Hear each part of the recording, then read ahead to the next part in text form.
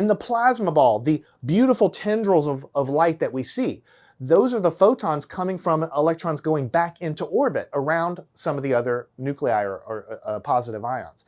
In the aurora, the beautiful shimmering pictures of the light, that is coming from electrons going back into orbit.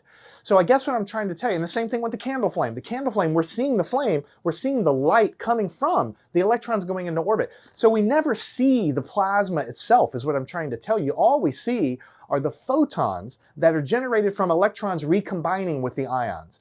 And in a tube where you're putting energy in, you're always reionizing some fraction of these atoms, and then through chance collision, some fraction of them are going back into orbit around atoms and releasing photons. And then the energy we're putting in is, of course, reionizing, and then we're getting recombination, and we're reionizing and recombination, and there's a steady state where we see a light emanating from the substance at a certain rate, because this ionization process is happening and the recombination process is also happening at exactly the same time. So that's the takeaway I wanted you to have. We don't see the plasma.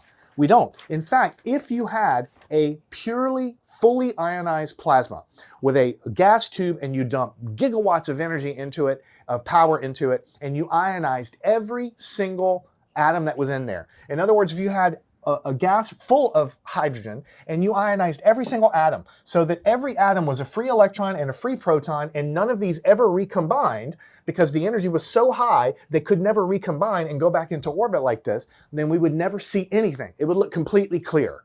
So the highest energy plasmas, we don't actually see them. We only see the after effects of the recombination. So the higher energy plasma is completely transparent. Learn anything at mathandscience.com.